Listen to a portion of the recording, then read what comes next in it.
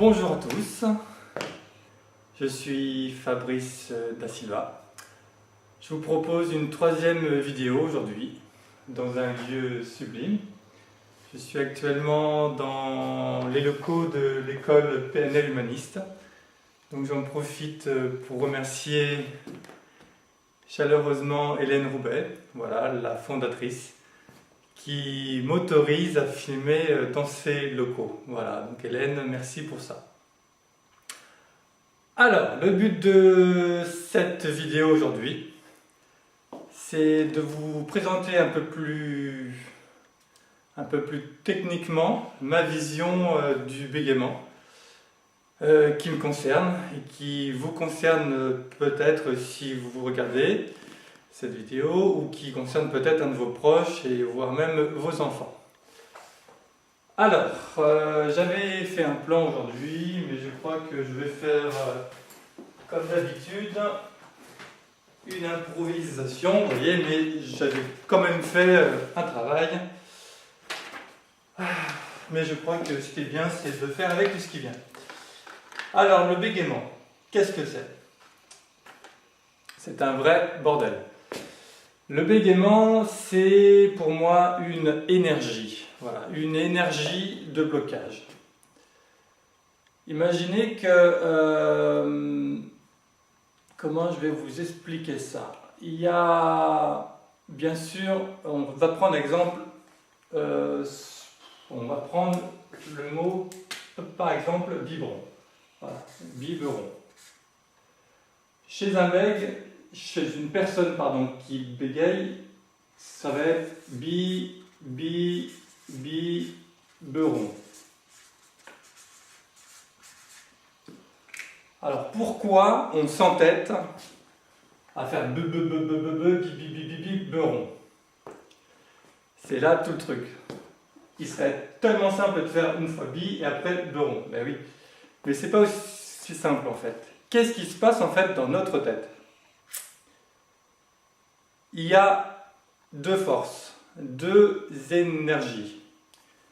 Une qui souhaite dire biberon, voilà.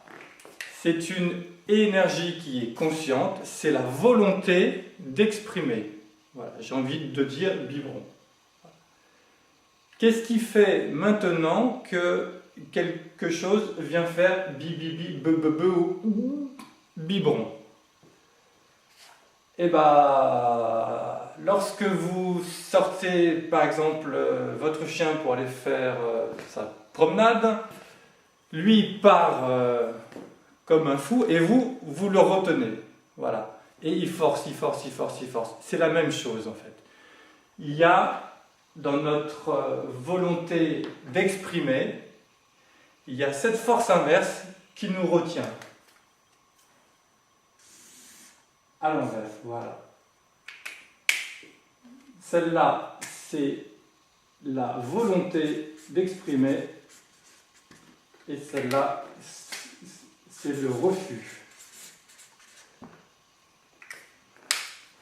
Pourquoi refuser de s'exprimer alors qu'on souhaite s'exprimer? Là, ça devient intéressant.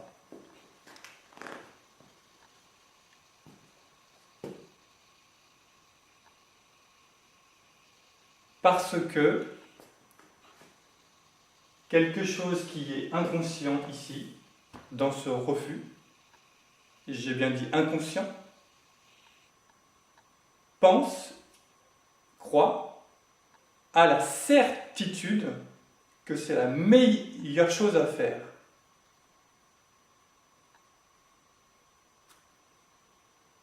J'ai la volonté d'exprimer et j'ai la volonté inconsciente de ne pas exprimer.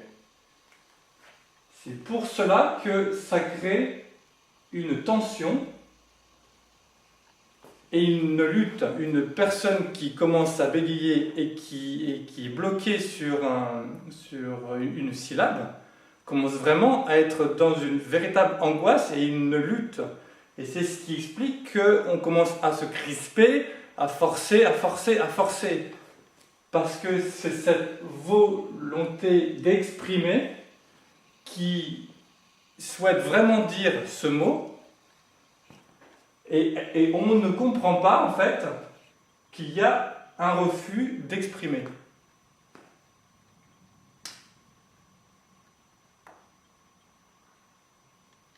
Alors, d'où vient ce refus-là en fait?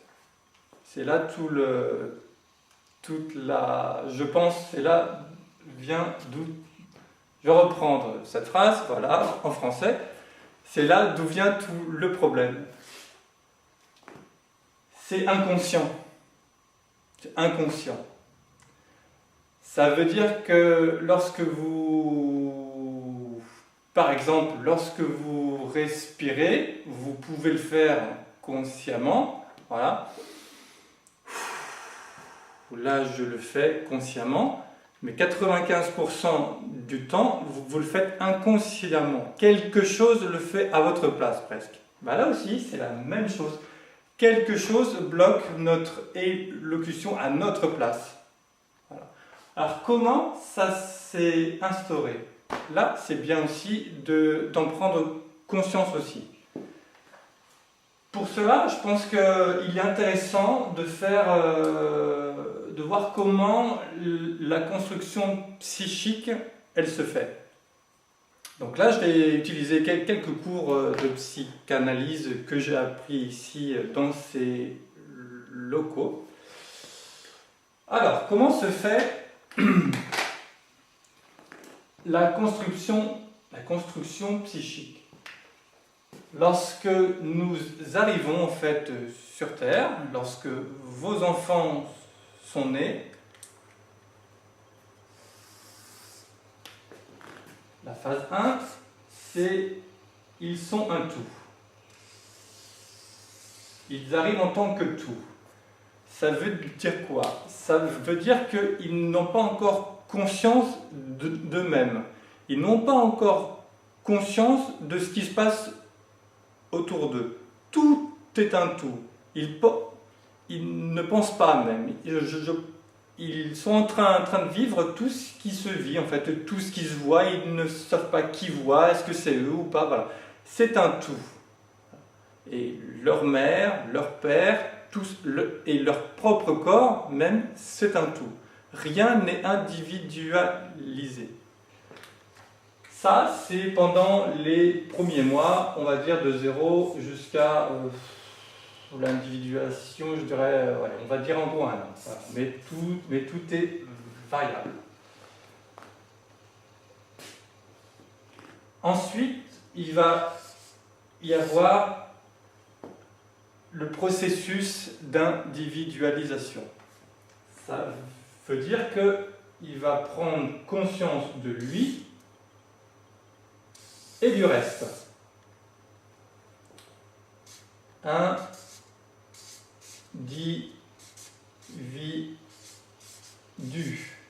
Le 1 qui devient 2. Il se divise.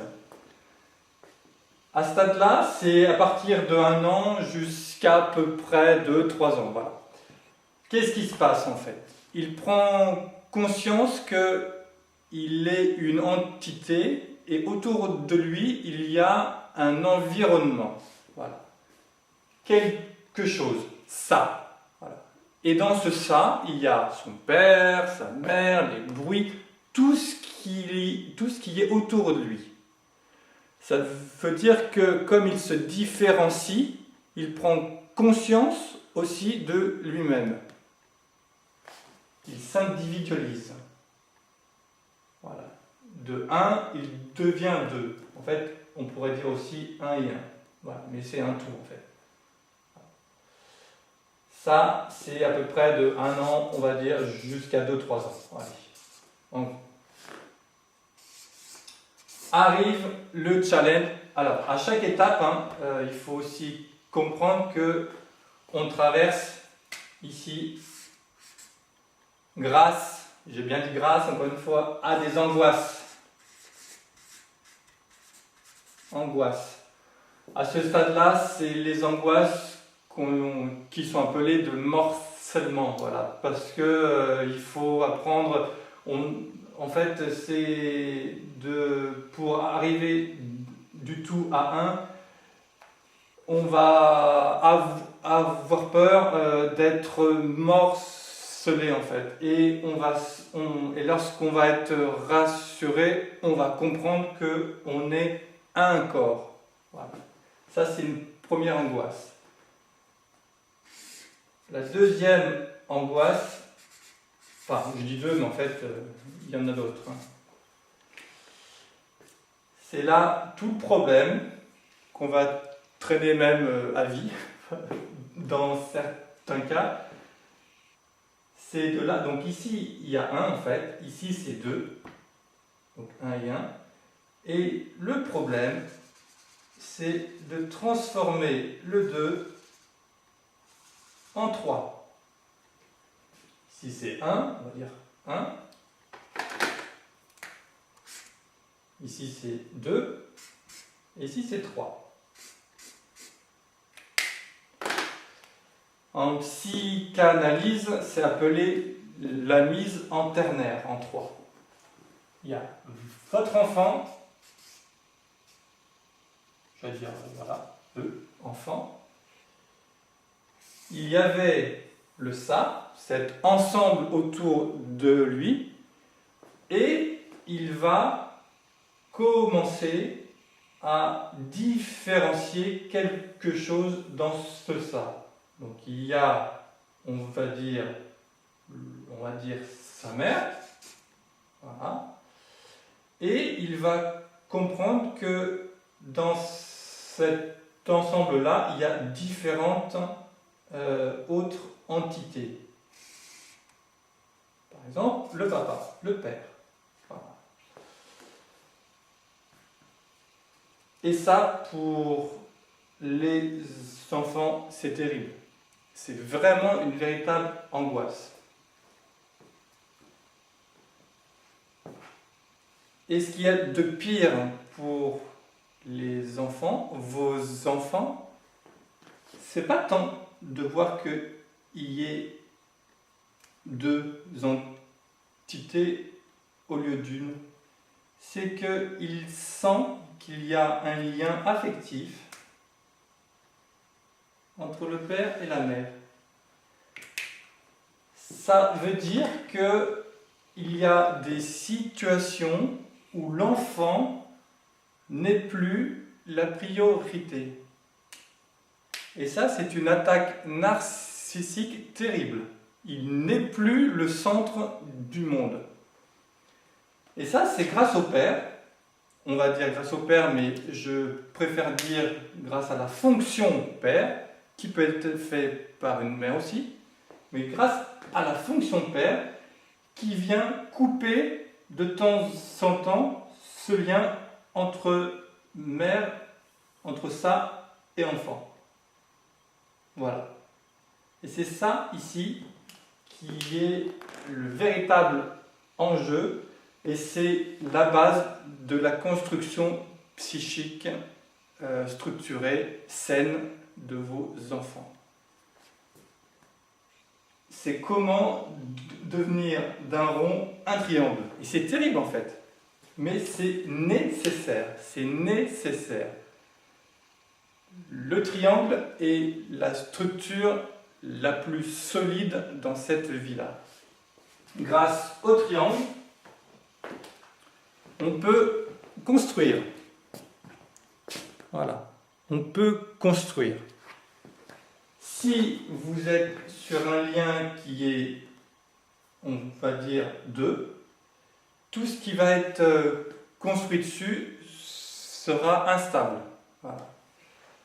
C'est le problème, c'est lorsqu'il y a un refus et que vos enfants ne passent pas cette étape-là, là, il y a les problèmes, on va dire, des êtres qui sont, hélas, psychotiques. Voilà, c'est ici que ça se passe.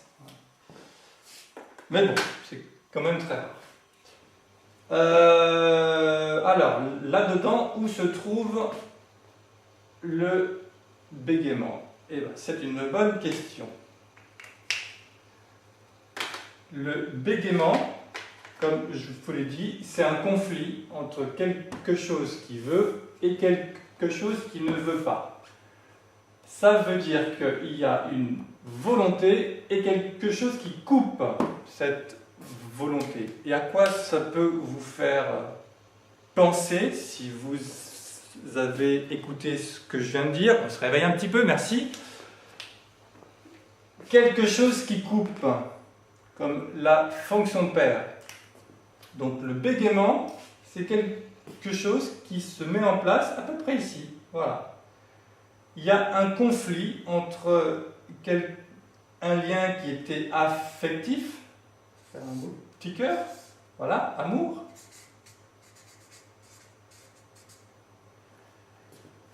et la loi. Comment je vais faire la loi? Ah, je ne sais pas. Ben, je vais écrire loi. Voilà. La loi. On peut aussi dire la règle. On peut aussi dire le repère. Là vient une phrase qui me plaît, c'est que le repère est fixé par l'heureux père. C'est le papa qui fixe le cadre et la loi et qui apprend à son fils de rester à sa place en tant qu'enfant et qu'il n'est pas le centre du monde. C'est un tiers du triangle, pas tout le triangle. Voilà. Et ça, c'est pas simple non plus. Hein. C'est pas simple du tout, c'est des véritables angoisses. Excusez-moi, je suis en train de remettre ma petite structure en place. Alors, le bégaiement, en fait, c'est ici où ça paraît. C'est ce conflit entre la volonté et le refus qui se joue encore une fois ici. Voilà. À cet instant, je ne sais plus où j'en suis. Donc, il n'y a pas de problème. Je vais regarder un peu ce que j'ai pu oublier. Mise au ternaire, adolescence. Voilà. Cette angoisse qui est ici, donc celle-là c'était effondrement et celle-là c'est la castration qui entraîne la frustration. Donc il est bon pour vos enfants d'être frustrés, Et le bégaiement est un conflit extérieur qui témoigne le conflit intérieur. Voilà, c'est simple en fait, très simple. Après, c'est comment résoudre ce conflit qui est là. Ça peut se faire, mais c'est long. En fait, c'est ça, c'est plus vos enfants sont pris jeunes, plus on peut rejouer ça pour que ça soit structuré et accepté. Et je dis bien accepté en fait. Parce que cette étape qui est cruciale, c'est cette étape qui est dite le DIP. Le DIP. Et quand votre enfant a accepté d'être seulement un enfant et pas un adulte qui veut venir ici, parce que ça, ils adorent être ici, mais lui, il est enfant et pas adulte. Si, à force de répéter et d'instaurer ce cadre-là, l'enfant va accepter d'être enfant, il va accepter sa frustration, il va apprendre et il va se détendre ensuite. Là, on est à peu près aux environs de 3 à 4 ans. Et il va se détendre jusqu'à l'adolescence. Et c'est la période de latence. Donc là, ils sont adorables. C'est génial. Ils se détendent, ils sont choux. C'est très bien.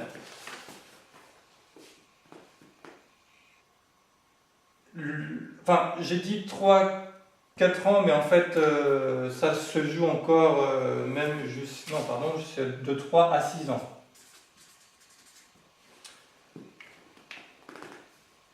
De 3 à 6 ans, c'est aussi l'étape, la phase où l'enfant va rentrer à l'école.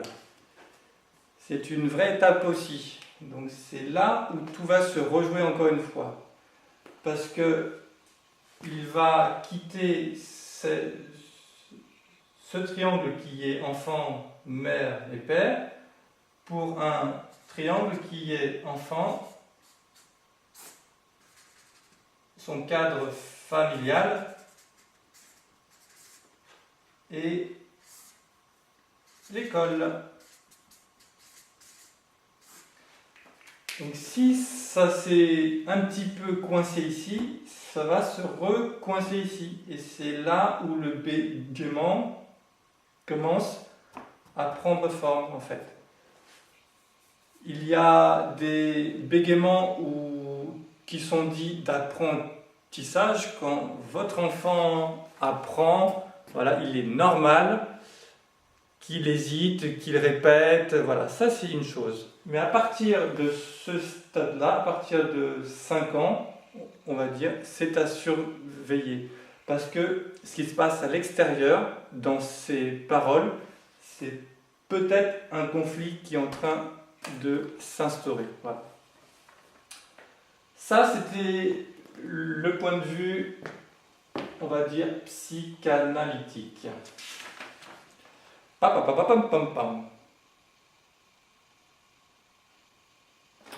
Voilà, donc ça c'est vu, c'est parfait.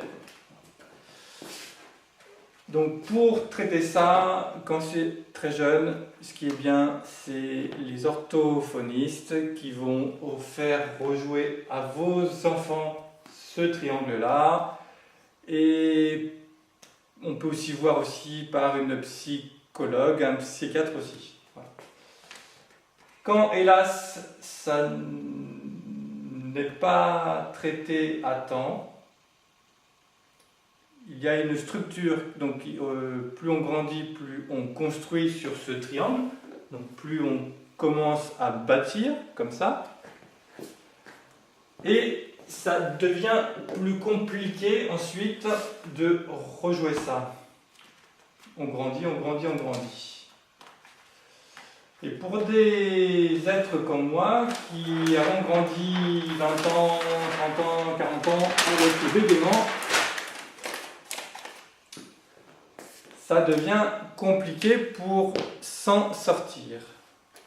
Mais grâce à des êtres qui ont réussi à comprendre leur fonctionnement, qui ont réussi à s'écouter, qui ont réussi à aller vers eux-mêmes, qui ont pris ce bégaiement comme un jeu, comme une découverte, on a pu avancer. Et c'est le cas de John Harrison, que je cite ici, parce que je trouve qu'il a consacré toute sa vie à ce trouble, et il a écrit un merveilleux livre qui fait 700 pages, mais qui est superbe. C'est redéfinir le bégaiement. John, lui, a compris que le bégaiement n'était pas un problème, mais une structure, encore une fois. Une structure. Donc, il y a plusieurs points, au moins 3. Mais lui a vu en fait 6 points. Hop, prenons un peu de place. 1, 2, 3, 4. On fait une belle structure. 5 et 6. Je vous ai dit que la structure la plus solide, c'est le triangle. Et pourquoi c'est aussi dur d'enlever un bégaiement? Parce qu'il est structuré, donc il est rempli de triangles. Et pour arriver à faire un triangle, c'est simple, il faut relier chaque point, c'est tout. Et là, on va arriver à faire des beaux triangles. Hop, hop, hop. Voilà, et j'en ai oublié. J'ai oublié celui-là. C'est tout, non, j'ai encore oublié. Voilà, celui-là aussi, etc. Ouais. Donc ça ressemble vraiment à ce truc-là, et c'est super, méga, ultra solide. Donc est-ce qu'on peut se sortir du bégaiement? Oui, preuve en est, j'y arrive là, donc c'est possible. Sauf que comme c'est une structure, c'est super dur. Parce que dès que vous allez bouger un point, comme tout est relié, ça va résister en fait, naturellement résister. Donc si on veut changer le bégaiement ou la structure, j'aime bien ce mot-là, la structure bégaiement, on ne peut pas changer si on change qu'un seul point. Il faut agir sur 2, 3, 4, voire 5. Et là, on peut changer la structure. Je sais, vous me dites, qu'est-ce qu'il y a dans ces points? J'y viens, un peu de patience, s'il vous plaît, un peu de patience. On y arrive, on y arrive. Premier point, c'est... Alors attendez, je reprends les termes de John Harrison. C'est les réactions physiologiques. Donc je vais mettre R, réaction ou réac, physio. Physiologique. Qu'est-ce que c'est que les réactions physiologiques? C'est l'inné. Il y a des êtres qui arrivent sur Terre qui sont naturellement sensibles, pas fragiles, oui, simplement sensibles. Donc, des êtres où les angoisses peuvent arriver plus vite que chez d'autres gens. D'autres êtres, pardon. C'est l'inné. Là, je rejoins l'enseignement d'Hélène Roubaix. En PNL, c'est les prédispositions. Prédispositions. Voilà.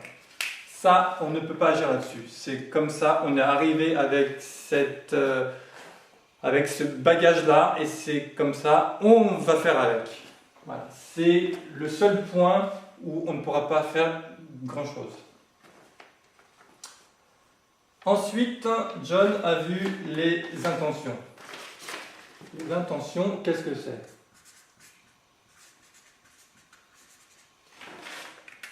Les intentions, c'est ce qui a été vu ici. Si tu veux revenir, merci. Voilà, c'est absolument ceci. Il y a cette volonté de parler, mais il y a une intention inconsciente de ne pas parler. C'est absolument ça. Intention. En PNL, c'est appelé... Je m'embrouille avec mes stylos. Quand on travaille sur l'inconscient, on travaille sur l'IPI, sur l'intention positive de l'inconscient. J'ai bien dit positive, parce que si quelque chose refuse de s'exprimer en vous, c'est parce qu'elle est certaine que c'est la meilleure chose à faire. Voilà. Et pour ça, il faut le travailler, il faut aller rencontrer ça et comprendre que cette partie de soi, je prends le temps aussi, je me le fais encore entendre, pense, croit que c'est la meilleure chose à faire de ne pas s'exprimer. Il faut alors rencontrer cette intention-là et lui expliquer que j'ai bien compris que tu souhaitais bien faire et je t'en remercie vraiment, mais est-ce qu'on ne pourrait pas trouver une façon différente de faire autrement? Voilà. Et ça se travaille avec un thérapeute. Les croyances. Ensuite, les croyances. Qu'est-ce que c'est que des croyances? Quand on vit sur Terre, il y a des choses qui nous sont transmises, des lois, des règles. On se fait aussi ses propres croyances. Comment dire, par exemple, chez une personne qui bégaye, on est quasiment certain que lorsqu'on s'exprime, les personnes qui écoutent focalisent que sur notre bégaiement. On est certain que c'est ce qui se voit le plus. Et ces croyances-là, voilà, par exemple là, j'ai quelque chose qui arrive et qui me dit « Waouh, tu as traîné avec ton S, qu'est-ce qui se passe? Qu'est-ce qu'ils vont dire? Est-ce qu'on refait ou pas la vidéo ?» Non, surtout pas, surtout pas. C'est pas parce que je traîne sur le S que j'ai moins de valeur. Voyez? Voilà, là, je suis en train de travailler en temps réel sur ma croyance et je réaffirme que non. C'est absolument ça. Voilà. Et j'adore traîner sur les S. Voilà, pourquoi? Voilà, qu'est-ce qui... Vous voyez, exemple là, j'ai une croyance que traîner sur une syllabe, c'est mal. Ça, c'est encore une croyance. Voilà. Il y a des orateurs qui adorent exprimer, qui adorent traîner sur des mots, voilà, et qui l'expriment. Voilà. Et ben, c'est justement ça. Là, on travaille sur une croyance. Alors ensuite, on a... Ah, j'avais fait du... Donc c'était en bleu, mais c'est pas grave, on va refaire en bleu. Donc ensuite, on a les émotions. Les émotions, c'est ce que vous ressentez. D'accord? Et après, par exemple, lorsqu'on veut s'exprimer étant une personne qui bégaye, on a tout de suite le ventre qui se noue, on a la gorge, on commence à avoir chaud et tout. On commence à ressentir quelque chose. Et c'est justement à travers ces émotions que l'on peut comprendre que quelque chose se joue en nous. Pour revenir après au triangle. Mais il faut revenir à travers le corps pour... C'est le corps qui va nous aiguiller pour revenir à la psyché.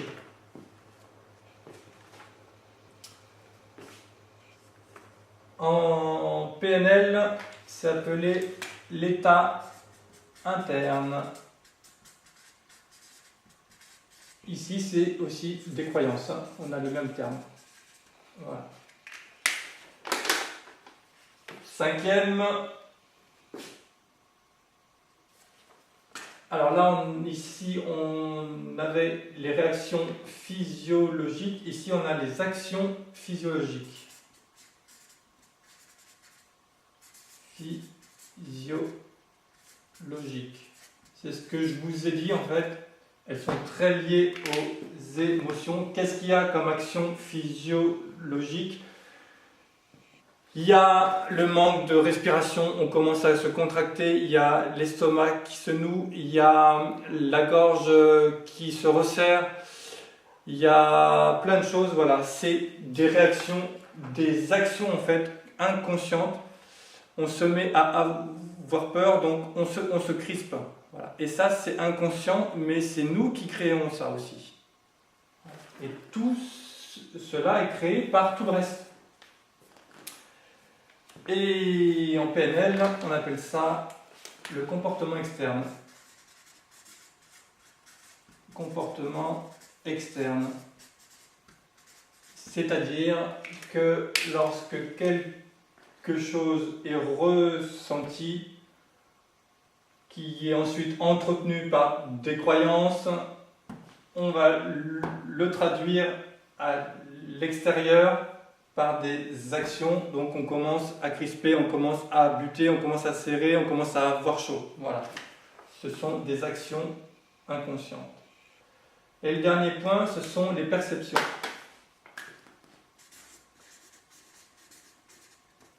Les perceptions. Voilà.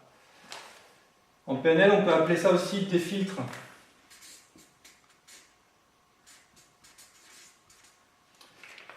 Qu'est-ce que c'est que les filtres? Ça veut dire qu'il y a la réalité et l'interprétation de chaque être. D'une réalité, chacun peut la traduire à sa façon. il y a des... Par exemple, quel exemple je pourrais vous prendre?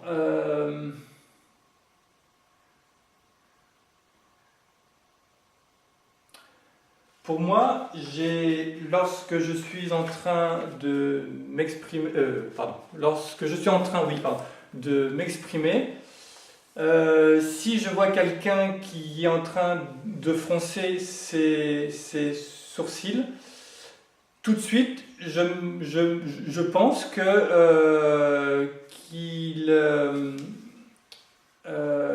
est en train de me juger, voilà. Ça, c'est ce que je crois en fait. Je me dis, tiens, sourcil, il me juge.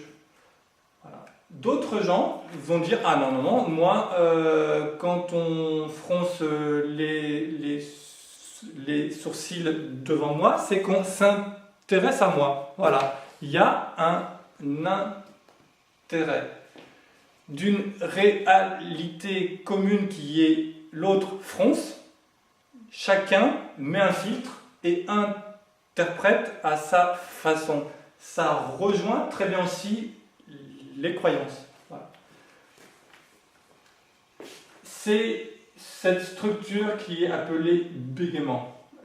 Pour John, le bégaiement apparaît quand il y a le refus de bégayer.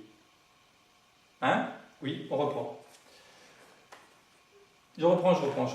On ne s'affole pas, je reprends. Le bégaiement, c'est la résistance au bégaiement.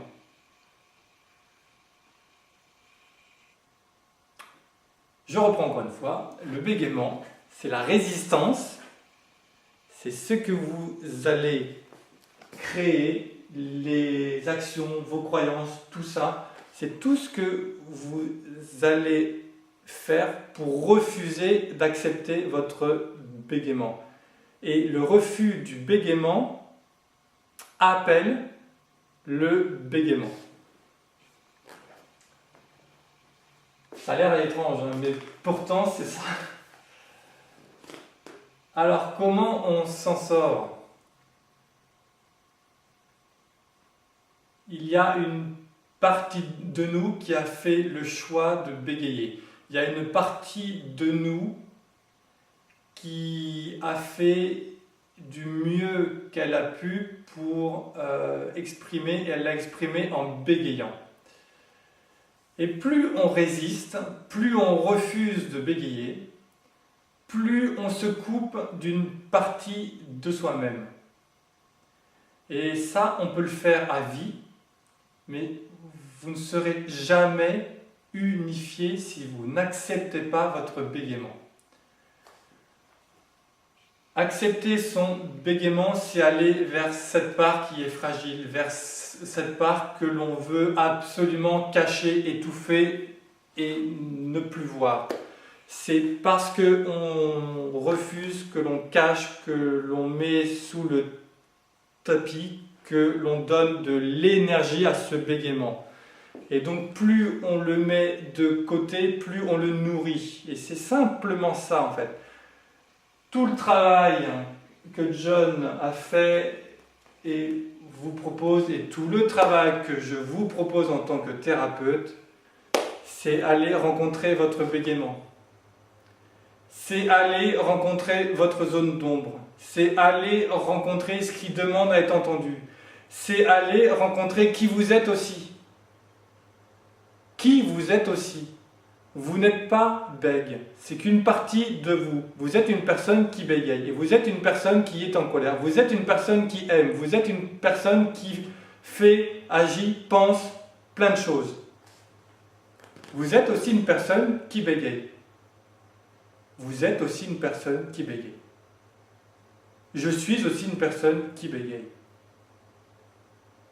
Et lorsque je bégaye, c'est que je sens un danger, une émotion qui arrive, et j'ai ce réflexe, vu que c'est une structure qui est en place depuis 20, 30, 40 ans bientôt,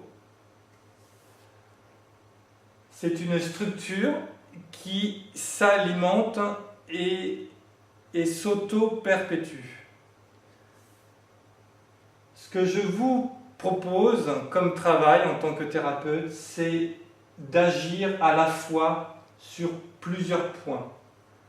On peut le faire en travail individuel, mais aussi en travail collectif. Pourquoi collectif? Parce que à plusieurs, on va jouer plusieurs triangles, et donc ça va se rejouer aussi. C'est très intéressant, c'est puissant et très intéressant.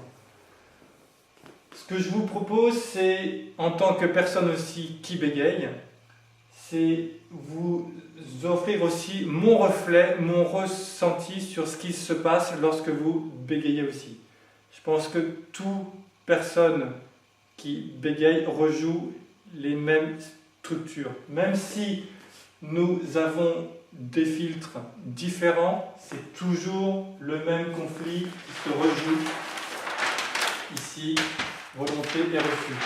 C'est amour et loi. C'est les mêmes enjeux. Voilà.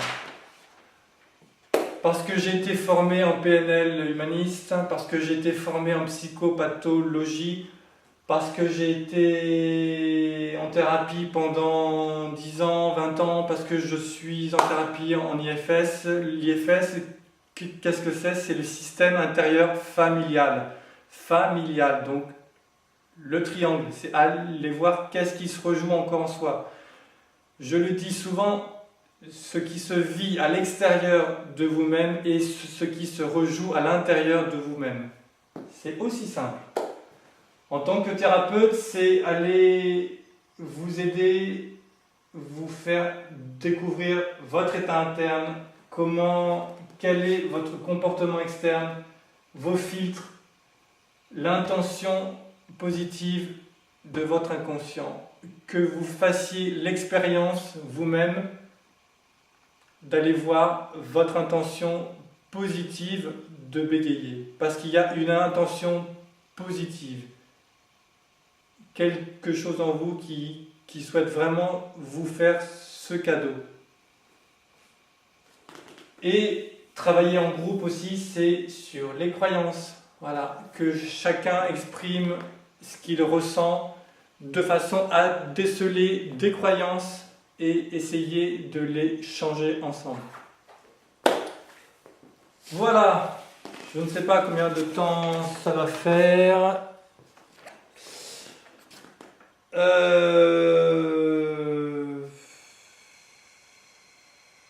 Toutes les infos, donc, vous les trouverez sur mon site, sur ma page Facebook. Il y a aussi, je n'ai pas parlé, c'est des thérapies cognitives comportementales, c'est ce qui est appelé les TCC.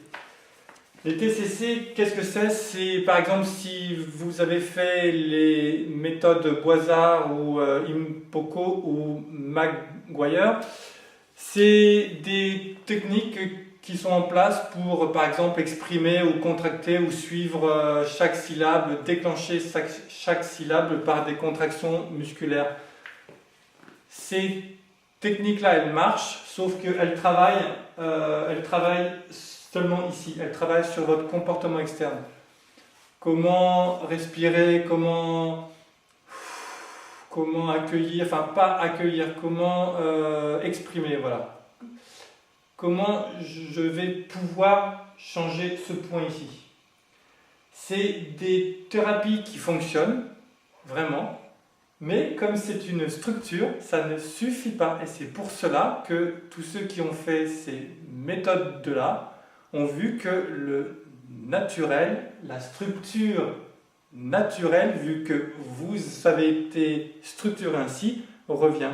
Donc si vous voulez changer, on peut faire ces TCC, vous voyez, là j'étais en train d'éviter le bégaiement, donc je vais accentuer, je vais affirmer mon TCC, voilà, j'affirme aussi, lorsque je m'exprime, j'affirme qui je suis, et j'y mets de l'énergie, ça ne veut pas dire de la force, de l'énergie de vie. Donc, si on veut s'en sortir, il faut travailler sur multiples points, c'est ce que je vous dis encore. Donc, c'est pour ça que pour aller vers votre unicité, vers votre soi, il est bon de travailler sur multiples plans. Donc travailler en thérapie, travailler par exemple avec un groupe de parole. On peut faire aussi des ateliers qui sont appelés Easy Speak. C'est par exemple apprendre à s'exprimer en auditoire. Par exemple faire aussi du théâtre aussi. C'est une très belle chose. Mais agir. J'espère seulement que vous avez compris un petit peu ce qu'est le bégaiement, qu'est-ce qui se joue en vous. Et j'espère que je ne vous ai pas seulement fait comprendre ça. J'espère que je vous ai donné vraiment l'élan, l'envie d'aller vers vous, l'élan de vous libérer, l'élan d'exprimer comme je suis en train de le faire à cet instant. C'est cet élan qui est merveilleux. C'est pouvoir enfin m'affirmer, être qui je suis, être Fabrice Da Silva lorsqu'il s'exprime. Et c'est super bon. Et c'est ça que j'ai envie de vous transmettre. C'est en chacun de nous. On est des êtres humains. Vous pouvez vous exprimer comme je suis en train de le faire. Sauf qu'il y a un travail à faire. Il y a un travail à faire. Et c'est pas seulement comprendre ça, c'est le travailler. C'est vraiment aller en thérapie. C'est vraiment choisir un thérapeute qui vous va. C'est vraiment aller dans vos zones d'inconfort, dans vos zones d'ombre. Et de les traverser simplement. De les traverser. Parce que nous avons croyance que c'est trop gros, qu'on ne pourra jamais réussir à soigner ça. C'est qu'une croyance et c'est qu'une croyance limitante. On traverse. Je l'ai traversé, d'autres comme John, d'autres comme beaucoup d'autres personnes dites anciens bègues l'ont fait et l'ont traversé. Ça se travaille, voilà. Je vais m'arrêter là. Merci parce que grâce à vous, je fais une vidéo, chose que je ne croyais pas possible de faire il y a peut-être un an, de faire un plan, enfin de faire une vraie impro et d'avoir une structure et d'exprimer aussi simplement, aussi librement ce qui se vit en moi. Voilà. Donc je vous souhaite une belle vie, un beau travail. Et peut-être un travail ensemble. Et si c'est le cas, ça sera avec joie, avec une grande joie. À très bientôt. Merci encore. Au revoir.